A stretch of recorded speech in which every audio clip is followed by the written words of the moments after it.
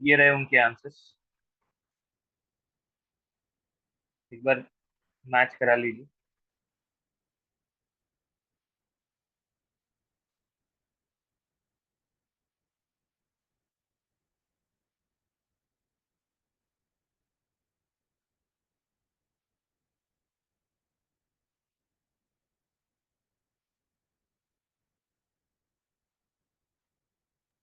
Set 6 और set 7 हम attempt करना भूल गए थे सर। ठीक है, ठीक है, उसके अलावा फिलहाल कम से कम चेक कर लीजिए।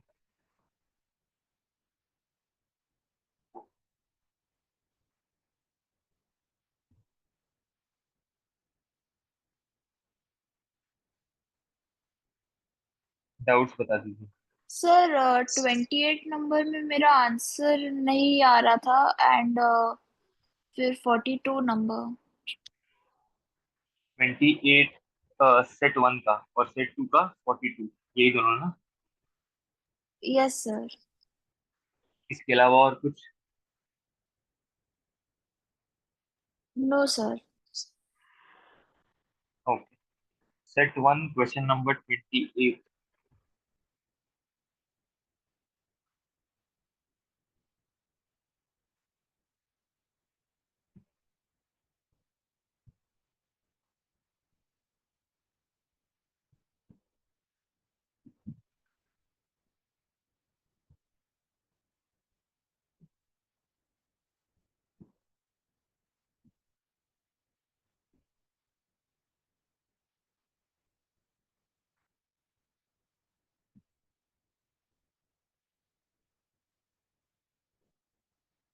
ओके, तो चूंकि कैविटी है तो दो चीज बनेगा। एक नेगेटिव स्फीयर बनेगा और एक पॉजिटिव स्फीयर बनेगा।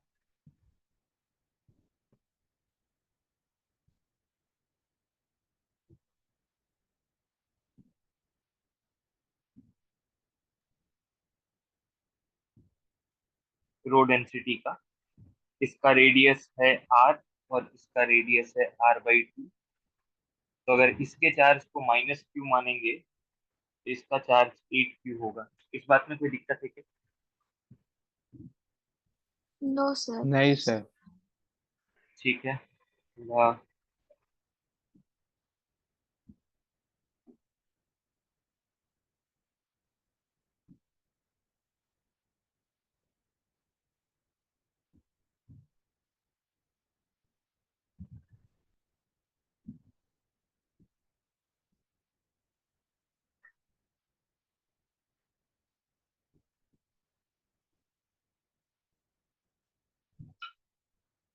पॉइंट ए पे अगर हम बात करें तो पॉइंट ए पे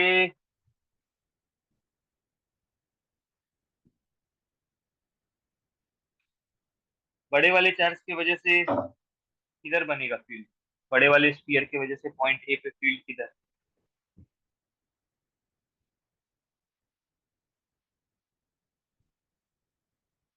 बड़े वाले स्फीयर का सेंटर है ये।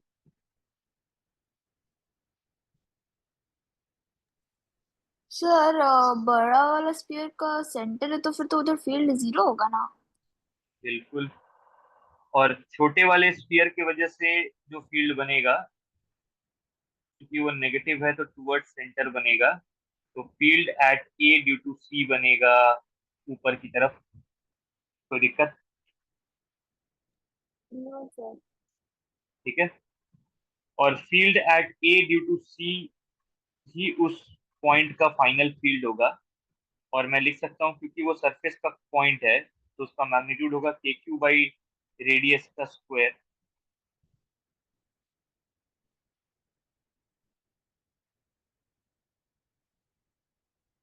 4KQ/r²। कोई दिक्कत है क्या? No sir. अब बी की बात करते हैं। तो अगर बी की बात करें तो नेगेटिव स्फीयर अभी भी अपने सेंटर की तरफ फील्ड बनाएगा तो field on B due to C. और पॉजिटिव स्फीयर अपने सेंटर से अवे बनाएगा तो field on B due to A. पहले दोनों की वैल्यू निकाल लेते हैं फिर देखते हैं कौन जीतेगा। Field on B due to C, तो इस वाले स्फीयर के लिए ये वाला पॉइंट, इस वाले स्फीयर के लिए ये वाला पॉइंट आउटसाइड है, तो डिस्टेंस कितना है इसके सेंटर से, पहले वो बता दो। 3r/2। 3r/2, 3r तो by 2। बनेगा k³ / 9r² 4।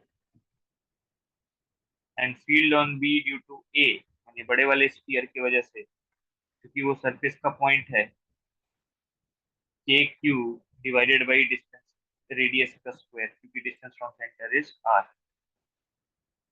ध्यान से देखोगे तो बी ए काफी बड़ा है as compare to B C, so net field जो उस पॉइंट पे होगा वो अवे फ्रॉम द सेंटर होगा, और वो ई बी ए माइनस ई बी सी होगा। तो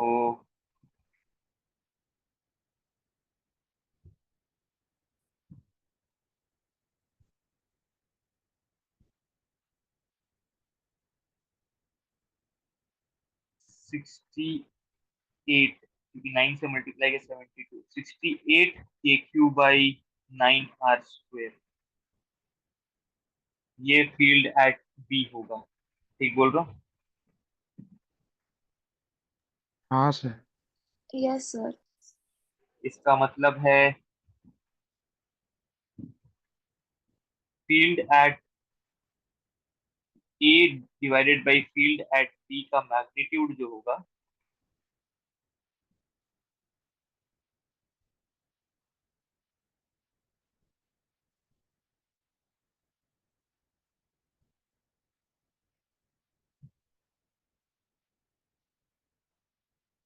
तो ये बन के आएगा,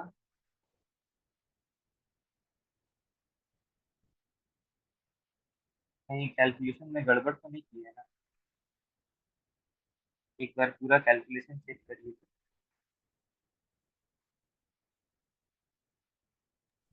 सर 36/68 हो जाएगा, which will be equal to 18/34। Answer आ गया। वहां पे गड़बड़ किया है मैंने। अच्छा अच्छा अच्छा, ठीक ठीक, समझ गया। तो 36/60,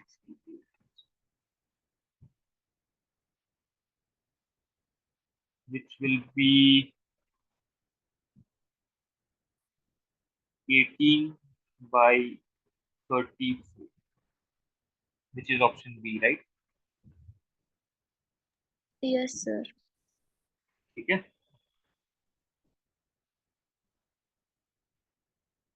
जो अगला डाउट है वो है सेट 2 का 42।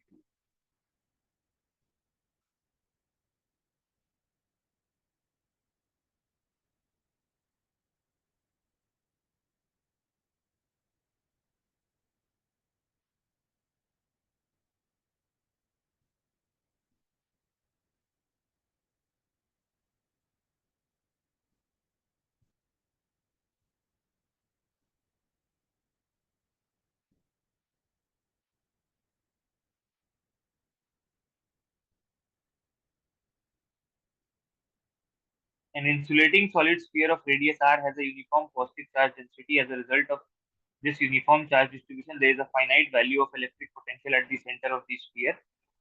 At the surface of the sphere, also the point, and also at a point outside the sphere, the electric potential at infinite is zero. Okay. When a charge q is taken from center to the surface, its potential energy changes by this much. Okay.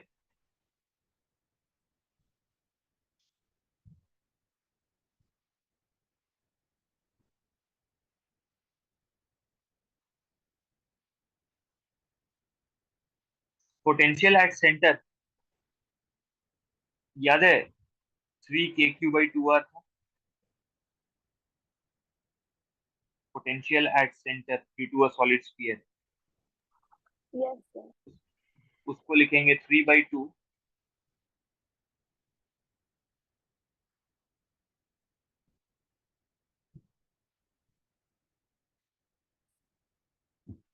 Charge को लिखेंगे density into volume.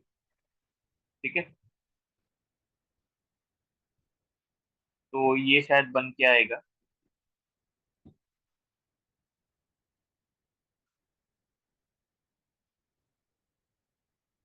कोई दिक्कत? No sir. And potential at surface होगा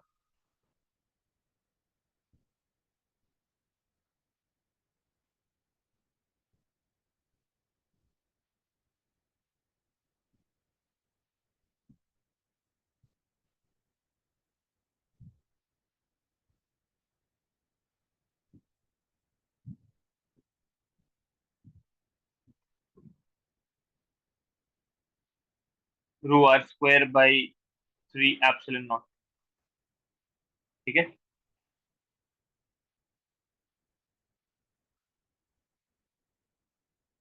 yes sir. Okay. तो अब जो potential energy का change है वो होगा Q into V final minus Q into V initial, Q common, V S minus V R, V सी।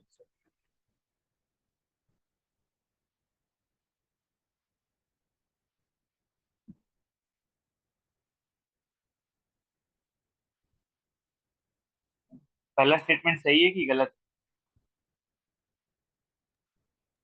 रॉन्ग है सर। गलत। So the first statement is incorrect. The electric field at a distance r from the center of the sphere is, वो तो होता है ना रो R by 3 epsilon not. ये थे ना हम लोग यस सर। इनसाइड पॉइंट पे, जब कैविटी के अंदर कैलकुलेट करा रहा था, याद करो। Yes sir. तो अगर वो रो आर बाई 3 एप्सिलॉन नॉट है तो सेकंड स्टेटमेंट सही कि गलत?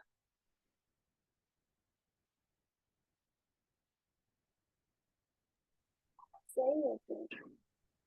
सेकंड स्टेटमेंट सही है। कौन सा ऑप्शन होगा? सी। ठीक है, कोई दिक्कत है तो बताइए। No sir. ठीक है, तो आगे बढ़ते हैं अब।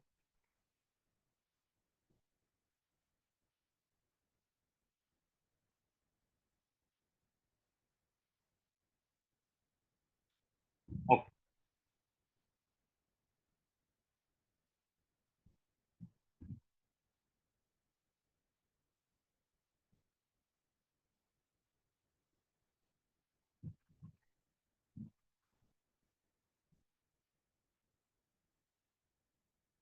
Concept of solid angle and its use.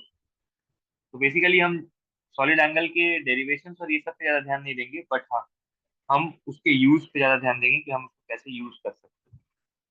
तो जैसे आपको पता है, प्लेन एंगल क्या होता है? एक लाइन एक पॉइंट पे जो एंगल सबटेंड करे,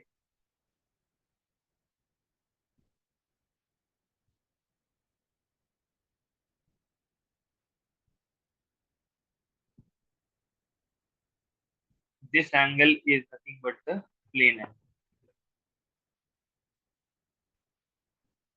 उसी तरीके से अगर लाइन की जगह एक सरफेस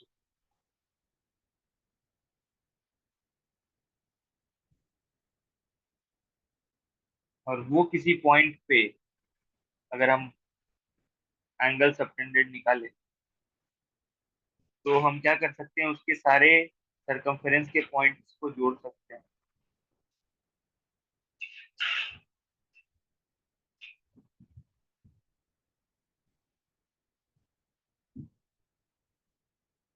ये जो एंगल बना,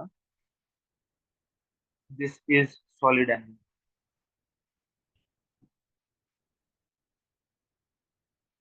जैसे जैसे सरफेस चेंज होता जाएगा,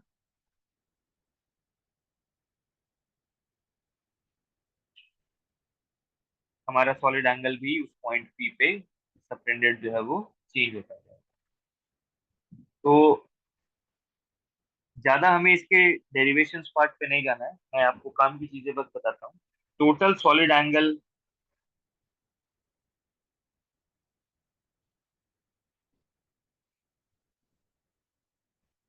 that can be subtended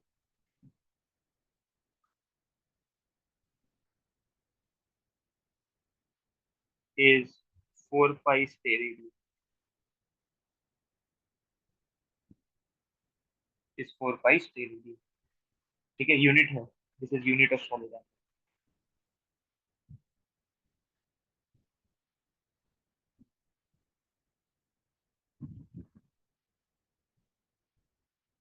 total flux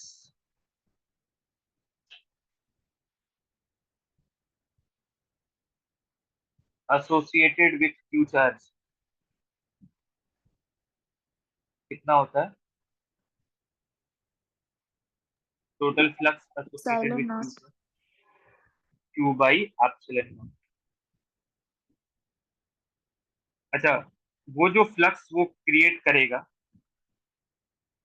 वो स्पेस में किसी एक डायरेक्शन में होगा फील्ड, कि हर डायरेक्शन में जाएगा? वो 2D में जाएगा कि 3D में जाएगा? 3D में जाएगा। 3D में जाएगा। तो कौन सा एंगल काम का है फिर? प्लेन एंगल की सॉलिड एंगल? सॉलिड। सॉलिड। तो मैं अगर आपसे पूछूं कि टोटल सॉलिड एंगल में कितना फ्लक्स है, तो आप बोलेंगे क्यू बाई एप्सिलॉन नॉट। तो अगर मैं आपसे बोलूं फ्लक्स पर यूनिट सॉलिड एंगल कितना है, फ्लक्स एसोसिएटेड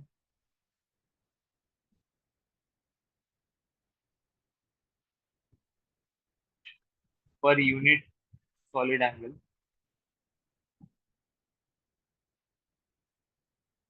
तो आप बोलेंगे total flux divided by total solid angle. Do we agree on this? Yes sir. Okay. अब अगर मैं आपसे एक क्वेश्चन पुट फॉरवर्ड करूं कि एक डिस्क है,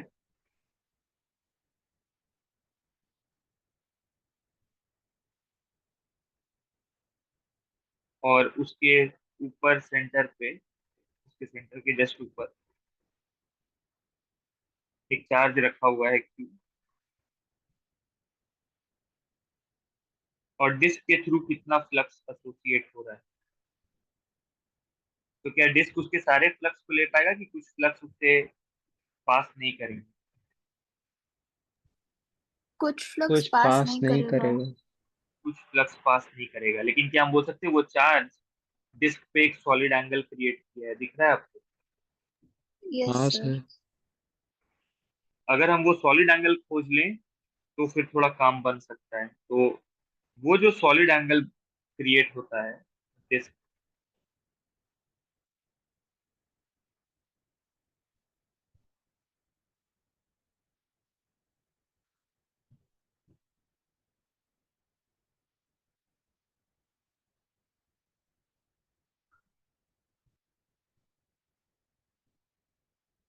यहाँ पे एक प्लेन एंगल भी, ये हाइट, स्लैंट हाइट और रेडियस के बीच, एक्चुअली कैलकुलेशंस के थ्रू हम इस प्लेन एंगल और सॉलिड एंगल को रिलेट कर सकते हैं, और वो कुछ इस तरह से रिलेट होके आता है। ये रिजल्ट हमें याद रखना है, मैं डेरिवेशन स्किप कर रहा हूँ, ये रिजल्ट हमें याद रखना है। तो अब जरा सोच करके देखिए कि अगर मैं आपसे पूछूं फ्लक्स थ्रू दी डिस्क, तो शायद आप बोलेंगे फ्लक्स पर unit solid angle into solid angle subtended on the disc. Yes और no? Flux per unit solid angle into solid angle subtended on the disk. Do we agree on this? Unitary method. पर unit solid angle में इतना flux है, अगर total solid angle ये है तो flux होगा पर unit solid angle into total solid angle subtended on the disk. Yes or no? Disk और बड़ा होगा तो सॉलिड एंगल और बड़ा होगा तो फ्लक्स और ज्यादा पास करेगा। हाँ सर। कोई दिक्कत? तो flux through the disc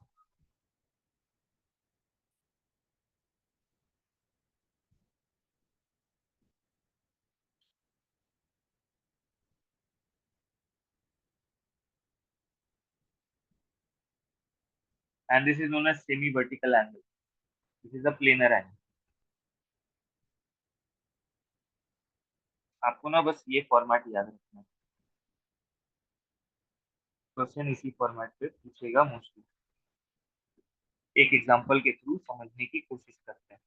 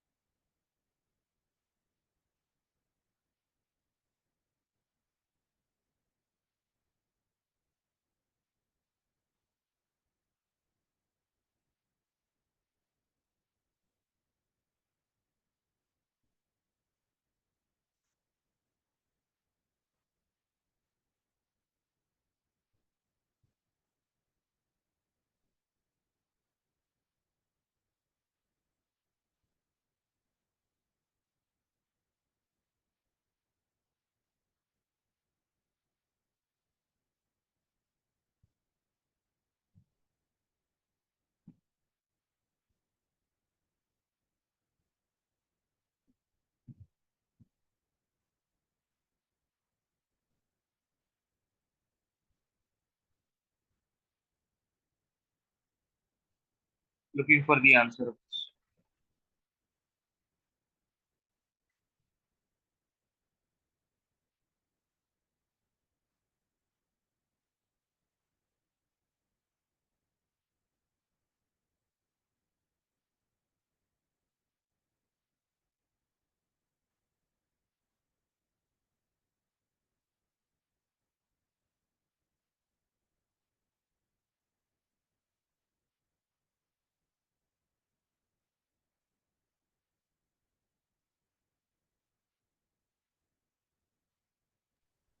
one by five.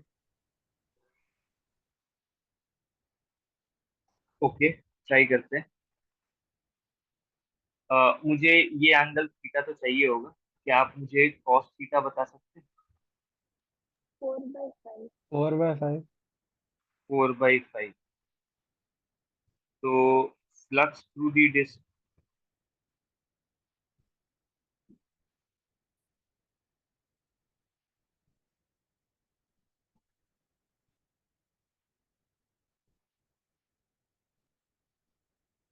तो n की वैल्यू हो जाएगी 1/10।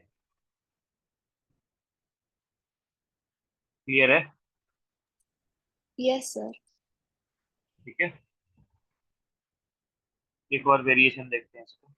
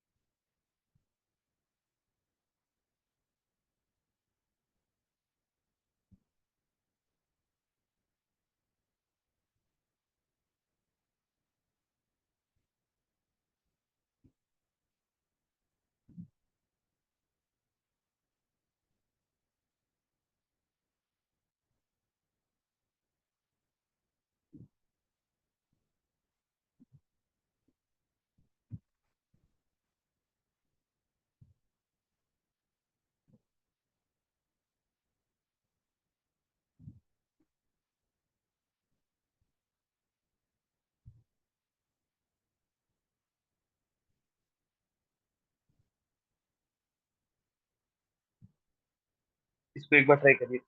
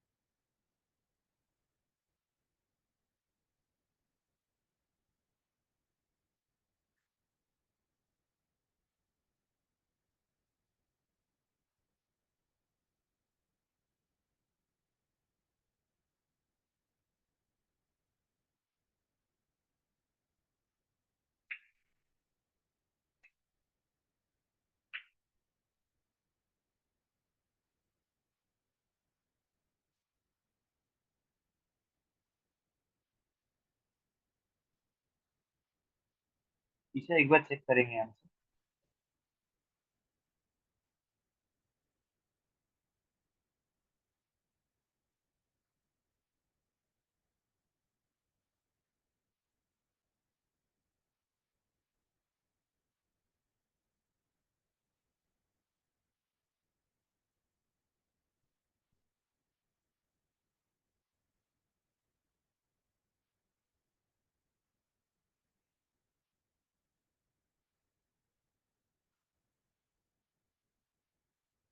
अभी सही है आपका answer.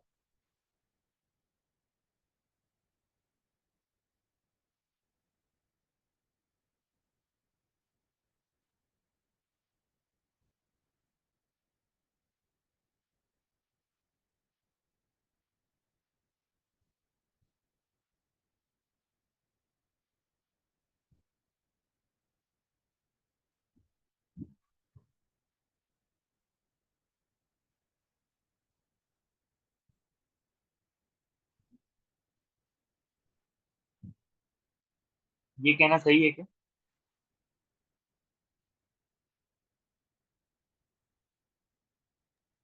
Yes sir. Flux through the cylinder में कुछ फ्लक्स इस सरफेस से पास करेगा, कुछ पीछे वाले सरफेस से पास करेगा, और बाकी कर्व सरफेस एरिया से पास करेगा। इन तीनों का फ्लक्स जोड़ के ही तो सिलेंडर का फ्लक्स आया है। अच्छा, सिलेंडर का टोटल फ्लक्स कितना होगा? Q by epsilon not. Q by epsilon not, क्योंकि उसका चार्ज इंक्लोज्ड क्यू है। ठीक है। फ्लक्स थ्रू डिस्क, अगर किसी भी डिस्क के थ्रू फ्लक्स निकालने का अपने पास तरीका है ही, उसका सॉलिड एंगल निकालो। In fact flux through disk one और डिस्क टू डिफरेंट होगा कि सेम होगा? सेम होगा। क्योंकि दोनों सेम एंगल क्रिएट करेगा। तो अब ध्यान देना, ये 4, ये 3, तो ये 5। तो फ्लक्स लिख रहा हूँ, कॉस थीटा बता दो। 3/5।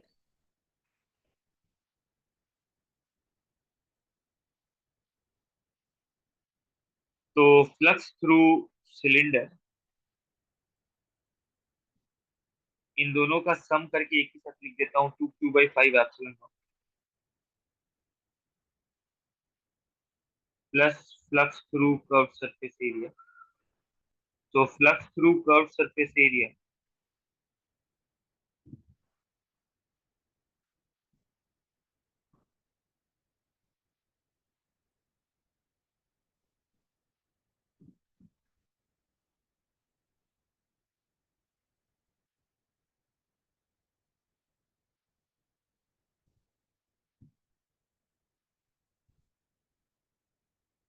कोई दिक्कत?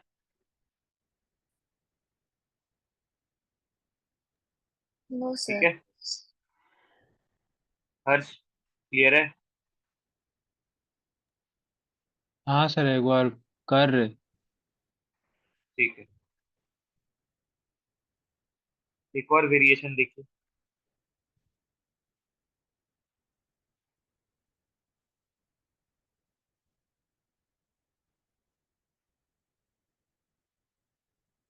एक सॉलिड स्फीयर है,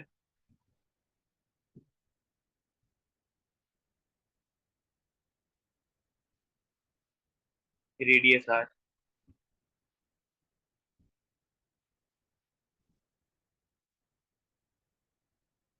इसका डेंसिटी है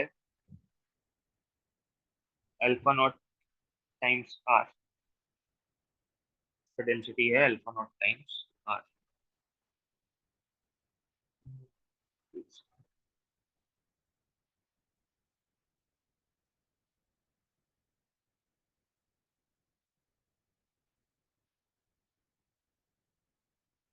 तो ये तो पैटर्न हमने कर लिया,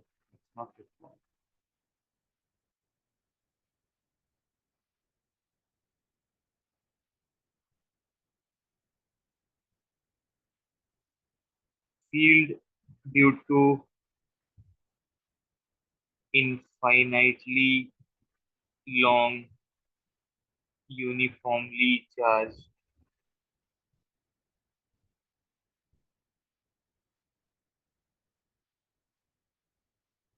hollow cylinder,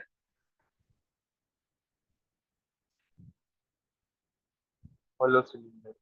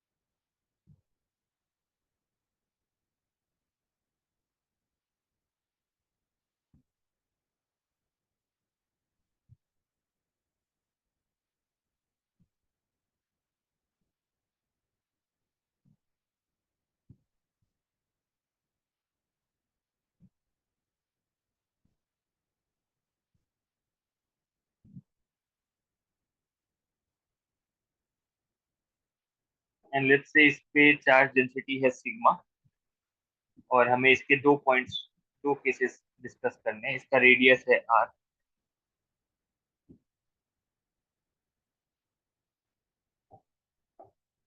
case one, when r is less than capital R is distance from the axis.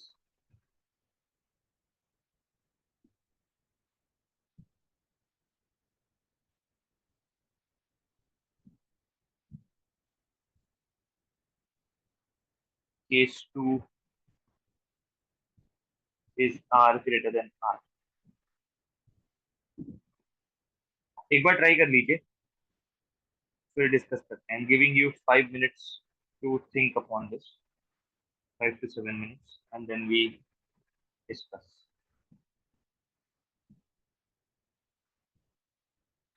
याद रखिएगा इनफाइनाइट है, तो मैं ऑल्दो फाइनाइट दिखा रहा हूँ पिक्चर में, बट मान के चलिए वेरी लॉन्ग।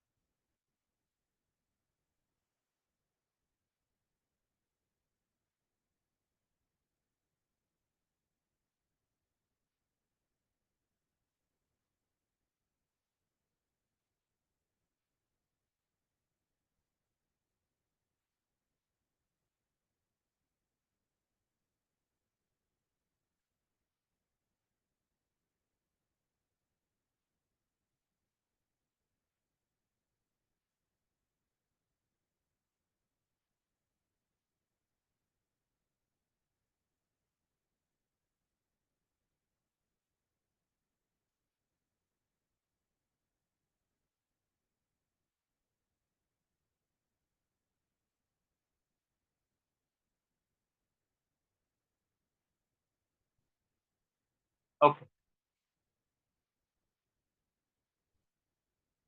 पहले मेरे को ये बताइए कि किसी भी पॉइंट पे, चाहे वो इनसाइड हो या आउटसाइड हो, कहने से फील्ड हमेशा एक्सिस के परपेंडिकुलर होगा। इस बात में कोई दिक्कत है क्या? No sir. क्योंकि नहीं सर। कोई भी पॉइंट लोगे, जैसा एक ऊपर से फील्ड आएगा वैसा ही इधर से भी फील्ड बनेगा, नीचे से भी फील्ड बनेगा। कोई भी एलिमेंट की वजह से जैसा फील्ड इधर, वैसे ही एलिमेंट की वजह से इधर फील्ड। तो उनके वर्टिकल कंपोनेंट्स हमेशा कैंसिल, हॉरिजॉन्टल वाले ऐड करते हैं। तो मैं एक अपना गॉसियन सरफेस ले रहा हूँ। लेट्स से हम इनसाइड पॉइंट की बात कर लेते हैं पहले।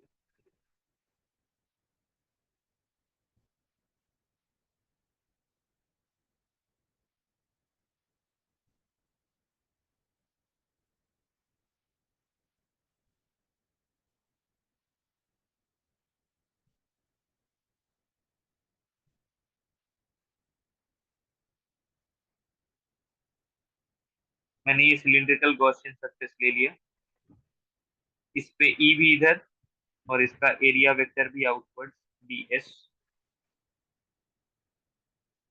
बात करते हैं इस पे ई डॉट डी एस की, Q in by epsilon not. कितना चार्ज इंक्लोज है? पूरा चार्ज तो इधर बैठा हुआ है। तो गॉसियन सरफेस पे कितना चार्ज? गॉसियन सरफेस के अंदर कितना चार्ज? जीरो। जीरो। जीरो।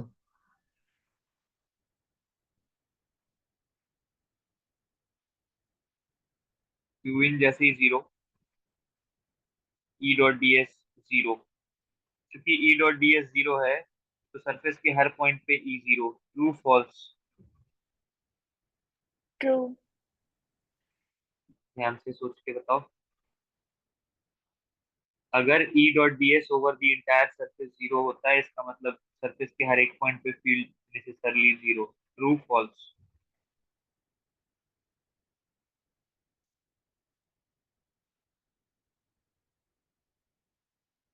एक एग्जांपल दे देता हूँ।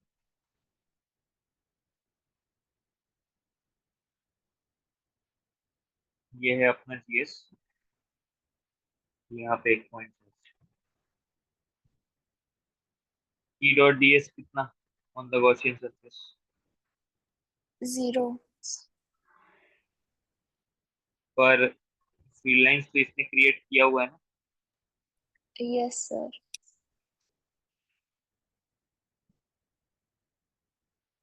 नेट फ्लक्स जीरो है, लेकिन जिन जिन पॉइंट से फील्ड लाइंस अगर जा रही हैं, तो वहां पे फील्ड जीरो कि नॉन जीरो?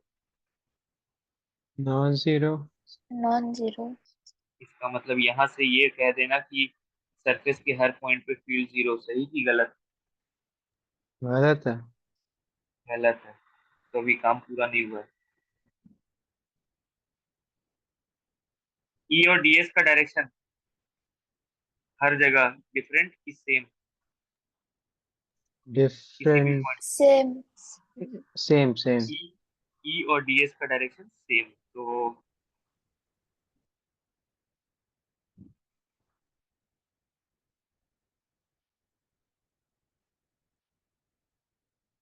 इस पूरे सिलिंड्रिकल सरफेस पे अगर फील्ड हुआ, तो उस फील्ड का मैग्नीट्यूड हर एक पॉइंट पे डिफरेंट कि सेम? सेम होगा सर। इनफैक्ट अभी हमको एक और चीज करना चाहिए।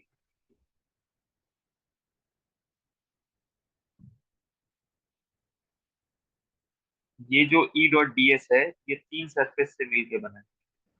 S one, S two, S three. तो हमको इसको लिखना चाहिए था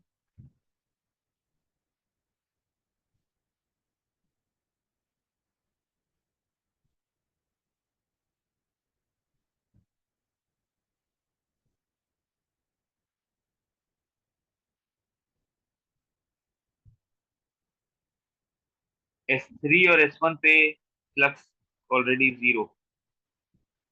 क्योंकि वहां पे फील्ड का किसी भी सरफेस, छोटे सरफेस पे फील्ड का डायरेक्शन और एरिया वेक्टर का डायरेक्शन एक दूसरे के परपेंडिकुलर।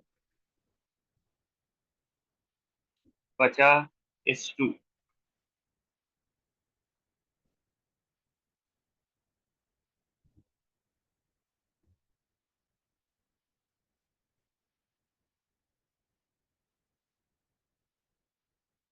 पूरे S2 पे E का मैग्नीट्यूड डिफरेंट होगा कि सेम होगा? पूरे S2 पे कर्व सरफेस पे सेम होगा। मैग्नीट्यूड तो सेम ही होगा। अच्छा, इसके लेंथ को आर एल मान लेते हैं, और ये रेडियस जो है वो आर, तो कर्व सरफेस एरिया बनेगा, तो इनसाइड पॉइंट पे फील्ड बनेगा। कोई दिक्कत है? नहीं सर। ठीक है, अब आ जाते हैं आउटसाइड पॉइंट।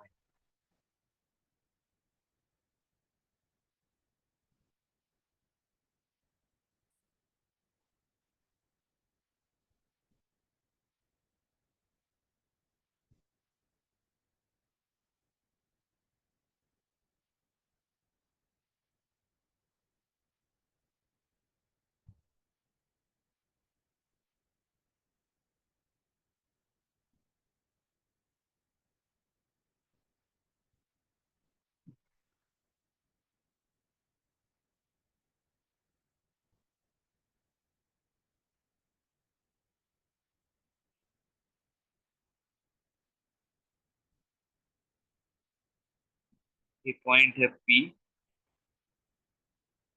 आर डिस्टेंस की दूरी। फील्ड यहाँ भी होगा perpendicular to the axis, S1, S2, S3। Okay, length ले लेते हैं L। E dot D S Q in by, Q in की वैल्यू बताइए कितनी होगी, कैसे कैलकुलेट करें Q in? How do we calculate Q in?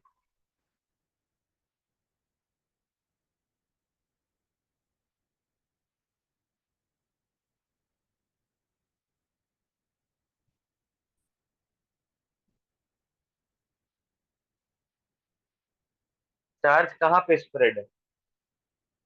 Curve surface area पे ना,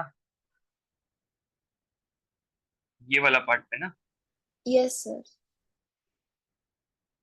ये वाला सिलेंडर पे। इस वाले सिलेंडर का कर्व सरफेस एरिया, और एरिया को चार्ज डेंसिटी से मल्टीप्लाई कर दें तो यही क्यू इन बनेगा। कोई दिक्कत है? No sir. फिर से उसको लिख सकते हैं,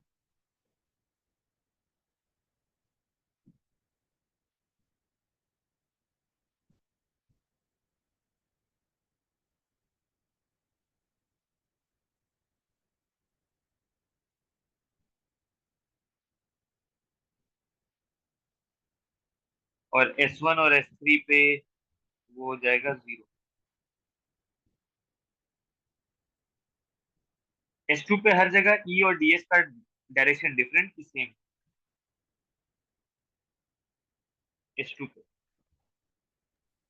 सेम देखो होगा कहीं, सर डायरेक्शन। तो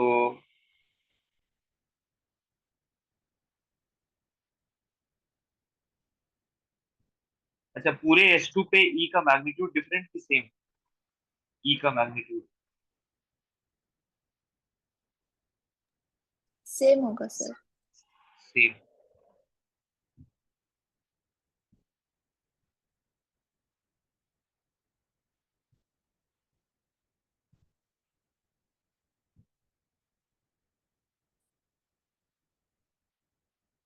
S2 का जब कर्व सरफेस एरिया निकालेंगे तो गॉसियन सरफेस का कर्व सरफेस एरिया निकालना होगा, तो उसकी वैल्यू ध्यान से देखिएगा। क्यू इन की वैल्यू देखिएगा।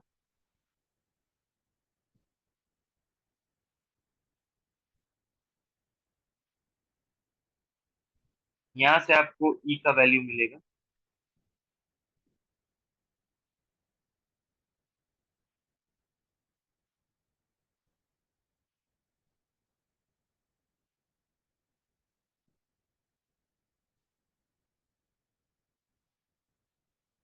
एक बार देखिए तो।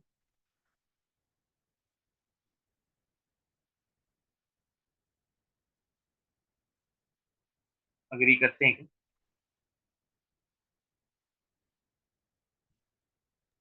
Yes sir. कोई दिक्कत?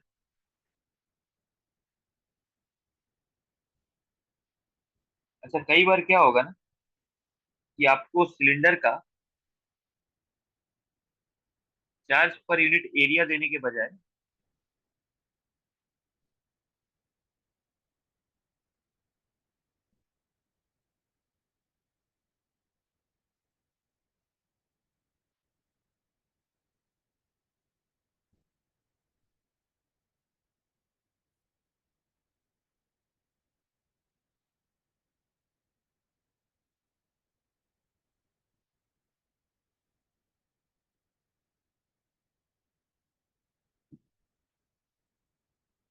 आपको ना बता देगा कि सिलेंडर का के पास लैम्डा कूलम्स पर मीटर चार्ज है। मतलब अगर आप सिलेंडर का 1 मीटर लेंथ कंसिडर करेंगे तो आपके पास टोटल कितना चार्ज आएगा, लैम्डा इंटू वन। अगर 2 मीटर कंसिडर करेंगे तो चार्ज आएगा लैम्डा इंटू टू। तो कई बार सिग्मा की जगह इसका लैम्डा दे देता है। तो अगर लैम्डा दे देगा तो एक चीज बस ध्यान रखना कि ये जो क्यू इन निकाले थे हम लोग, क्यू इन, वो फिर सिग्मा इंटू एरिया की सिर्फ lambda into length? Lambda into length होगा lambda sir. Into L. Lambda into L. तो फिर आप ना इसको ऐसे लिख पाएंगे, देखिएगा। और तब आप ई को लिख पाएंगे। तो कई बार आपको थोड़ा सा ध्यान देना कि सिलेंडर का केस पे, हॉलो सिलेंडर का केस पे सिग्मा दिया है या लैम्डा दिया। लॉजिक क्लियर है? समझ पाए? Yes sir. दोनों एक्सप्रेशन सेम है, बट याद रखिएगा क्वांटिटी अलग अलग पैरामीटर्स दिए हुए हैं।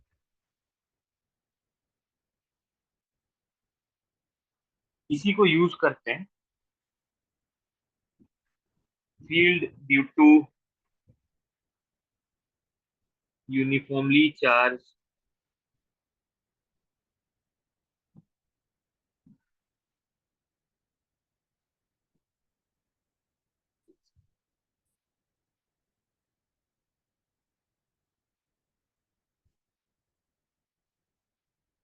Infinitely long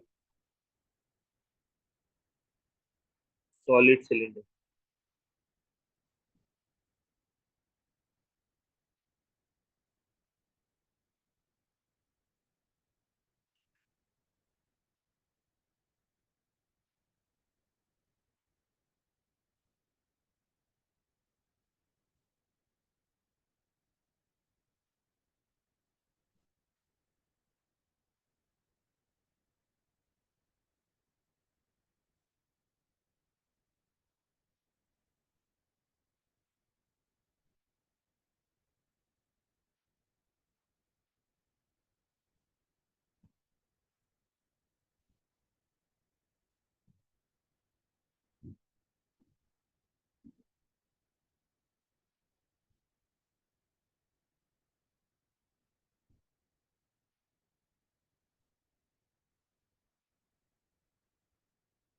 I want you to think on this for 5 minutes and then we discuss.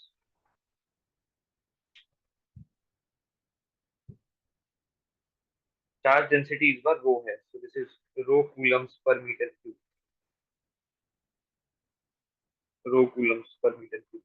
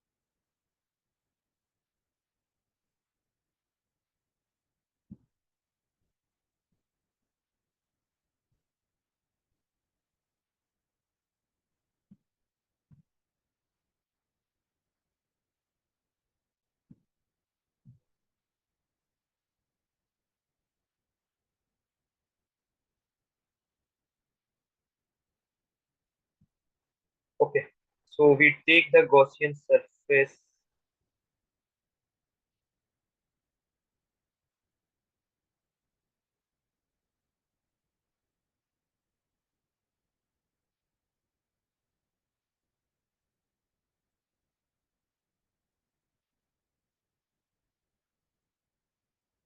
Again, I have three surfaces, S1, S2, S3.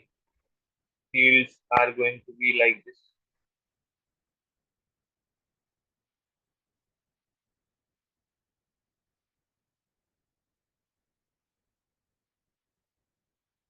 And let this length be L.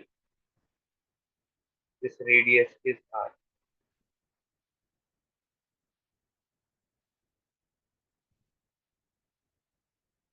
Q in is density into volume. Do we agree on this? Yes, sir. Also, I can write the left hand side again, as we have done on many occasions. Convert a closed surface into a combination of open surfaces.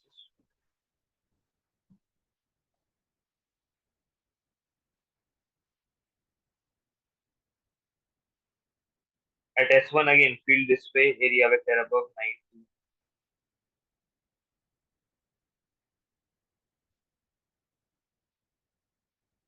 At surface 2, each point EDS same. Sorry, E and DS are in same direction, so EDS cos 0.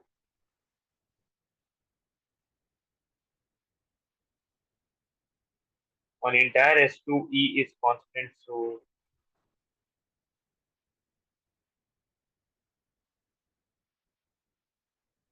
for the Gaussian surface, this becomes Q in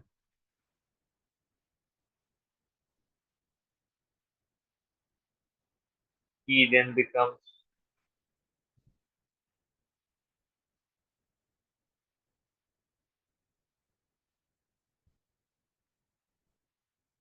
do we agree on this?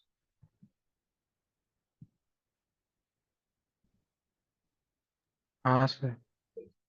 Rho R by 2 epsilon 1. कोई दिक्कत? No, sir. Case 2,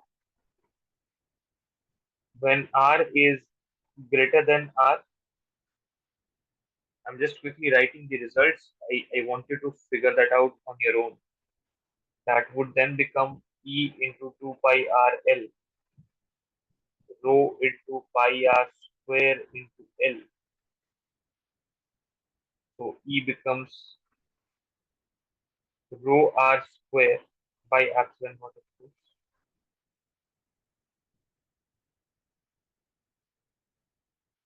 This becomes the value for outside force. This is something which you need to derive on your own for assignment done. If I draw E versus R diagram,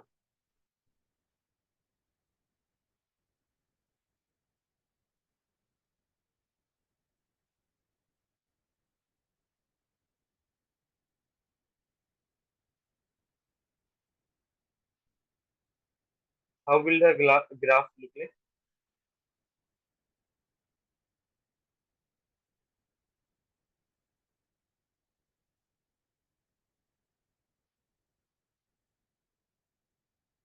How will the graph look like? है आपके पास दोनों formula, inside के लिए भी है, outside के लिए भी है.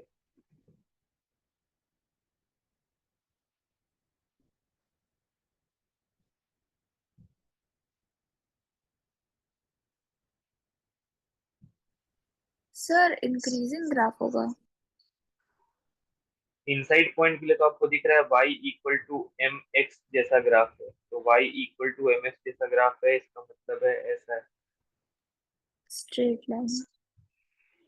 और जैसे ही बाहर पे आओगे तो दिखेगा y equal to some constant time x, तो इसका मतलब है डिक्रीजिंग, नॉन लीनियरली डिक्रीजिंग.